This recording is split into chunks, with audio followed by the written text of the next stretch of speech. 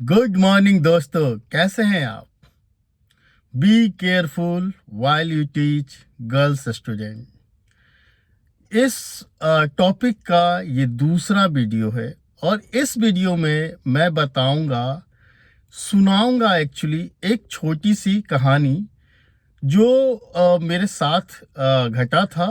और ये कहानी आपको बहुत कुछ सिखाएगी।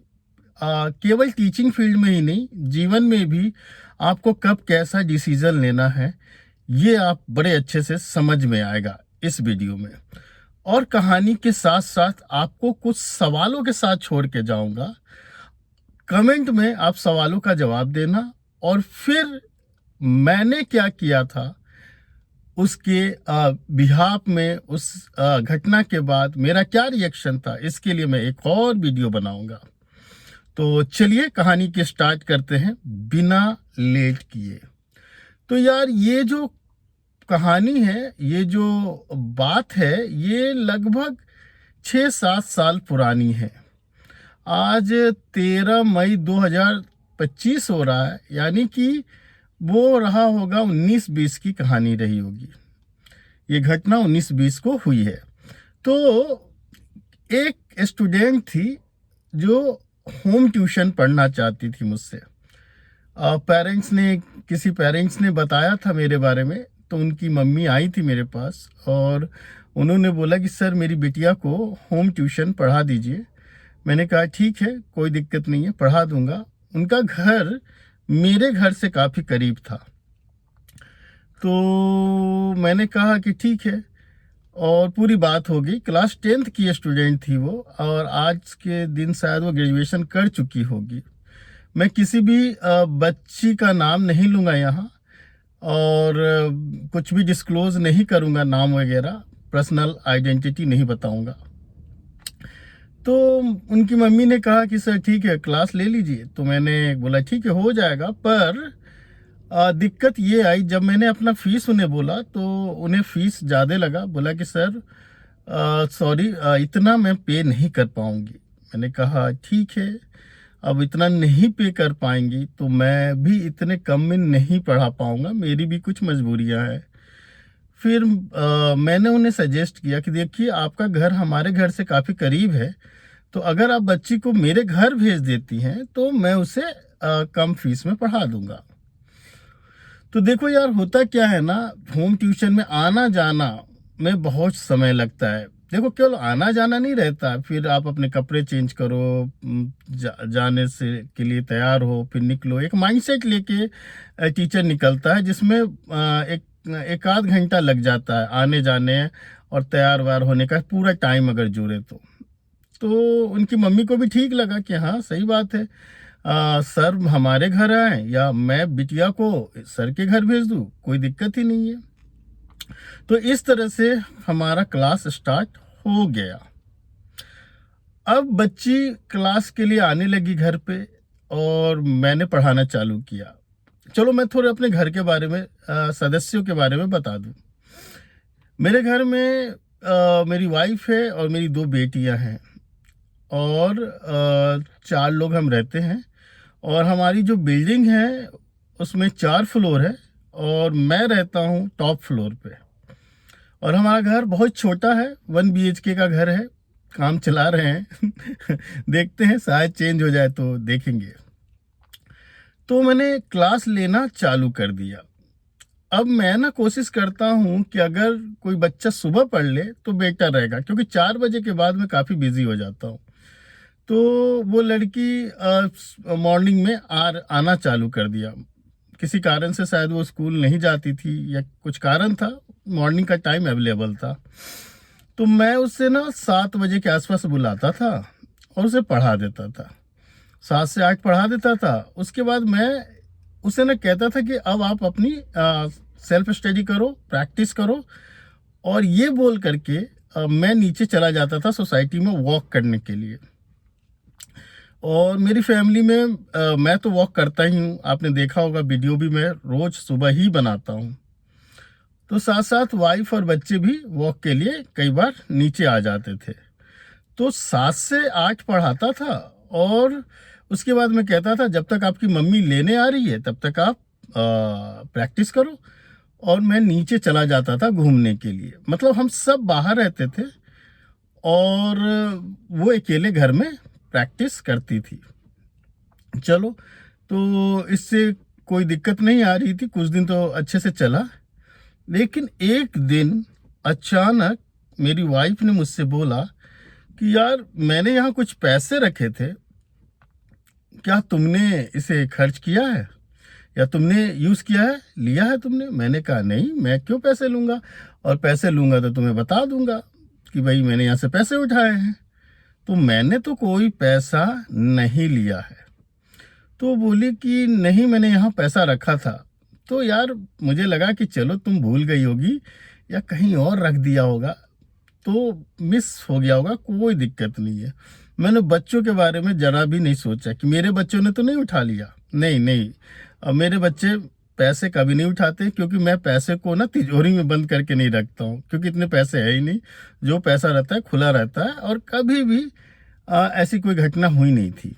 तो चलो, मैंने इग्नोर किया, कहीं मिसप्लेस हो गया होगा, कहीं गलती से रख के भूल गया होगा, या हो सकता है खर्च ही कर दिया हो, या हो सकता है मैंने ही ले लिया हो, मुझे याद नहीं रहा। एक दो दिन बीत गए, फिर तीसरे चौथे दिन फिर मेरी वाइफ ने बोला कि यार मैंने यहाँ पैसे रखे थे और आज पैसे नहीं है। तो मैंने कहा कि नहीं, एक दिन तो ऐसा हो सकता है, पर रोज रोज ऐसा नहीं हो सकता है। तो फिर उस दिन मेरा डाउट जागा कि यार नहीं, कुछ ना कुछ गड़बड़ है। अब मेरी वाइफ ने बोला, जैसे कि इंडिया की सारी वाइफें बोलती है, बड़ी जल्दी रिएक्शन ले लेती है।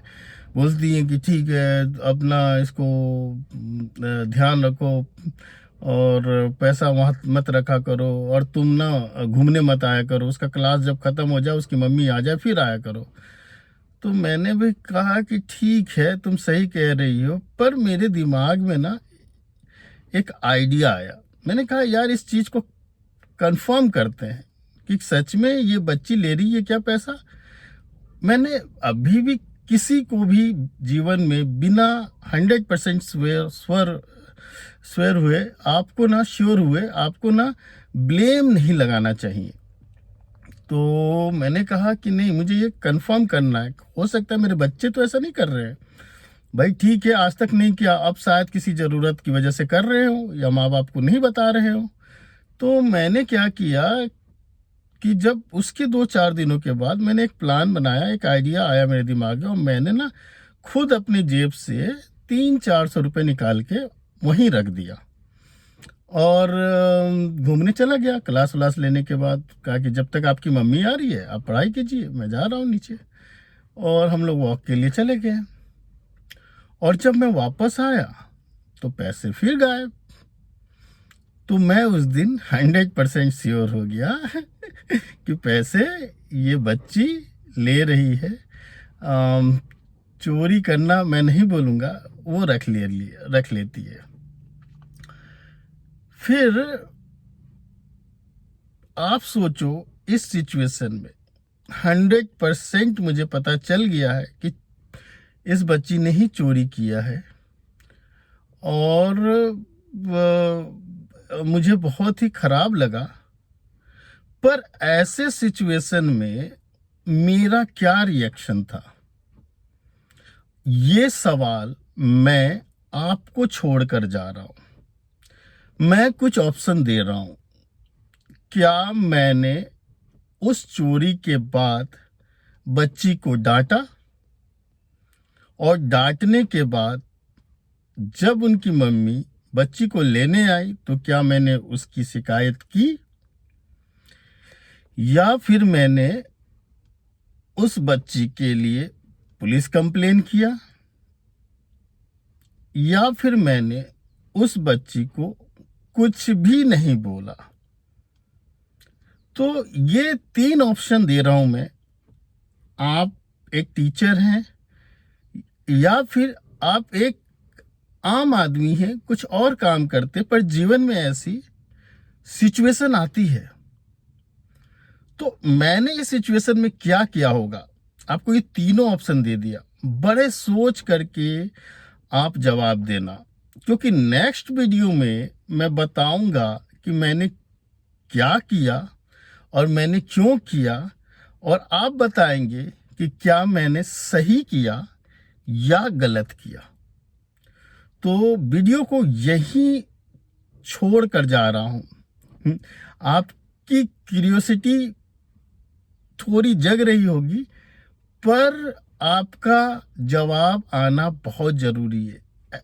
जीवन में कई बार हमारे सामने कई सिचुएशन आते हैं, यहाँ हम और आप सीखेंगे कि कैसे सिचुएशन को हैंडल करते हैं, और किसी चीज़ को करने से पहले उसके परिणाम के बारे में ज़रूर सोचना चाहिए। तो मैं जानता हूँ आप लोग बहुत समझदार हो, क्योंकि मेरे जो ऑडियंस हैं वो सब 18 से लेकर 35 ईयर तक के हैं, तो यानी बच्चे तो कोई नहीं है। तो मैं देखना चाहता हूँ कि आपका क्या रिएक्शन होता, और आप कमेंट कीजिए। और कमेंट में जब आप कुछ ऑप्शन के बारे में मुझे कमेंट कर रहे हैं कि सर आपको ये करना चाहिए था, तो अपनी एज लिखना। क्यों एज लिखना? एज इसलिए लिखना कि मुझे पता चलेगा कि किस में कितनी मैच्योरिटी है। देखो, कम एज का मतलब ये नहीं होता कि वो बच्चा है, कम एज का मतलब ये भी हो सकता है कि वो बहुत मैच्योर है, और बड़ा एज होने से ये नहीं होता कि वो बहुत ही मैच्योर है, बहुत ही समझदार है। हो सकता है उनसे भी कुछ गलतियां हो जाए। तो एज जरूर लिखना, इससे मुझे पता चलेगा कि मेरे सब्सक्राइबर, मेरे दोस्त कितने मैच्योर हो चुके हैं। तो सेकंड वीडियो का वेट करो, और मैंने जो किया वो बहुत ही अमेजिंग था, और मैं अपने फैसले से खुश हूं। पर मुझे आपका डिसीजन जानना है। और सुनो, भागो नहीं। वीडियो देख के तुम भाग नहीं सकते हो। अरे सर क्या हो गया, क्या चाह रहे हो हमसे? अरे भाई, मेरे बच्चे, मेरे दोस्त, मेरे मित्र, यार एक सब्सक्राइब का बटन है। उसको दबा के जाना। क्यों जाना दबा के? यार यूट्यूब थोड़ी इज्जत करेगी, थोड़ा अच्छे से सीरियस लेगी हमें और आपको। अगर मुझे सीरियस लेगी तो मेरी फैमिली को भी सीरियस लेगी, मतलब आप लोगों को भी सीरियस लेगी। तो प्लीज प्लीज प्लीज सब्सक्राइब कर देना, और चलो खुश रहो, कीप स्माइलिंग, मुस्कुराते रहो। जीवन की समस्याएं आती रहेंगी, this is a part of life. बड़े प्यार से उसे डील किया जा सकता है, घबराने की जरूरत नहीं है। Best of luck, bye bye, take care. हम फिर मिलते हैं अपने नेक्स्ट वीडियो में, मैं अपने जवाब के साथ। और किसी के बहुत प्यारे कमेंट होंगे या कोई सवाल होगा तो उसी वीडियो में डिस्कस भी कर लूंगा। चलो बाय बाय, टेक केयर।